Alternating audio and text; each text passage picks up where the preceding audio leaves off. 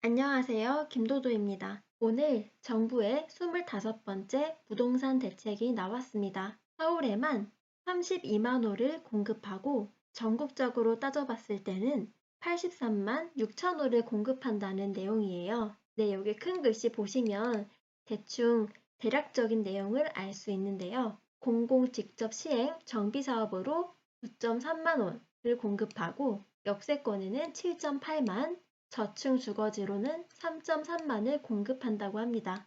그리고 그 인근 광역시까지 포함해서 신규 택지를 26.3만 호로 공급을 한다고 해요. 지금 이렇게 서울 등 대도시의 주택 공급을 획기적으로 늘릴 수 있는 공공이 직접 시행하는 재건축, 재개발 사업을 추진하고 있습니다. 역세권이나 중공업지역 그리고 저층 주거지에 대해서도 정부가 직접 지구 지정을 하고서 공공기관이 사업을 이끄는 공공주택 복합사업이 시행되는데요. 이를 통해서 2025년까지 전국에 83만 6천 호의 주택을 공급한다는 게 골자입니다. 네, 이거는 앞서 말씀드렸다시피 정부의 25번째 부동산 대책이에요. 이전의 영상에서도 말씀드렸는데요. 설날 전으로 공급 안전 대책을 발표하겠다라고 했었죠. 이제 그게 오늘인데요. 보시면 공급 대책이 그동안 많이 있어 왔지만 그 중에서도 이번 발표가 최대 규모라는 것을 알 수 있습니다. 재개발과 재건축, 이런 정비 사업에 공공기관이 직접 시행하는 유형이 신설이 됐고요. 역세권과 중공업 지역 저층 주거지 개발 사업도 공공주택 특별법을 활용해서 공공이 직접 사업을 맡아 속도감 있게 사업을 추진하는 도심 공공주택 복합 사업이 추진된다고 해요. 그리고 이 사업들에서 법정 상환을 초과하는 용적률, 인센티브가 주어지는데요. 특별 건축 지역으로 지정이 돼서 일조권이나 높이 제한 등 각종 도시 규제도 이번에 완화된다고 합니다.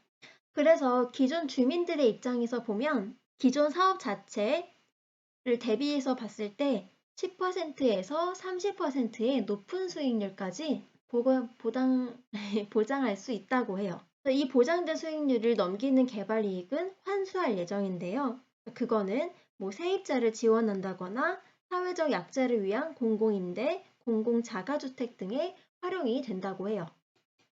그리고 이 사업을 통해서 확보되는 주택 공급 물량의 70에서 80%는 공공분양으로 공급하고 판매 조건부, 토지 임대부, 지분 적립형 등 공공자가주택 공공임대는 20에서 30%로 한다고 합니다. 보시면 내용이 엄청 길죠. 그런데 결과적으로 말을 하자면 서울에는 32만 호, 그리고 수도권까지 합하면 61만 6천 호, 지방 대도시에는 22만 호의 주택을 확보해서 거의 수도권 쪽에서만 영향이 있다는 것을 볼 수가 있어요.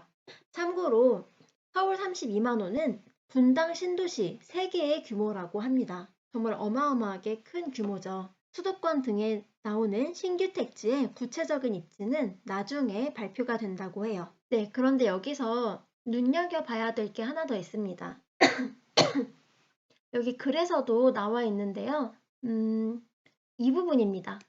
업계와 지자체 등에서 사업 예정지로 거론하는 지역은 가격 동향 점검을 강화하고 불안이 심화되거나 이상 징후가 발견되면 사업 대상에서 제외하거나 예정지구 지정을 중단할 계획이라고 합니다. 정부는 대상 지역에서 제외하는 조건으로 최근 거래 가격이나 거래량이 예전보다 10에서 20% 상승하는 경우라고 설명을 했는데요. 사실 경제에서 가격이 오른다는 거는 수요가 공급에 비해 더 많을 때이죠. 그리고 그렇게 수요 곡선이 이동하는 일은 어떤 외부의 조건이 있을 때입니다. 지금처럼 부동산 정책이 나왔고 우리 지역이 발전할 것 같다라는 이슈 하나만 있어도 가격이 상승할 수 있는데 이러한 규제가 얼마나 영향을 끼칠 수 있을지는 아직 잘 모르겠습니다. 이건 지켜봐야겠네요.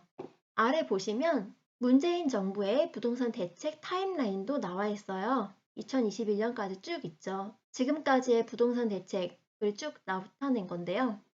이전에는 2017년이었죠. 주택 대출을 축소했습니다. 이제 주택을 구매할 때 주택담보대출로 너무 많은 돈을 대출을 받으면 갚는 사람의 입장에서도 어렵고 받을 사람의 입장에서도 리스크가 크기 때문에 이제 그런 걸 제한을 했던 거죠. 그리고 새로운 DTI를 도입을 했죠. 우리나라는 LTV랑 DTI가 좀 높은 편에 속한다고 합니다. 그리고 2018년에는 종부세 대상을 확대한 바 있고 수도권 주택 공급도 꾸준히 있어 왔죠. 신도시를 지정한다던가. 네, 그리고 작년이었죠. 15억을 초과하는 아파트의 담보대출은 전면 금지해서 좀 소형 평수가 잘 나가게끔 만들었던 적도 있고요. 그리고 2020년에도 갭 투자나 대출을 규제한다거나 이런 이슈들이 있었습니다. 그리고 오늘 발표된 게 바로 전국 83만 가구를 공급한다는 내용인데요. 아직은 대략적인 내용만 나온 거기 때문에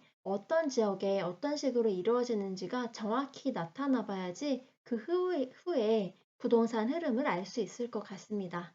네, 오늘 소식은 여기까지이고요. 구독과 좋아요는 언제나 감사합니다. 감사합니다.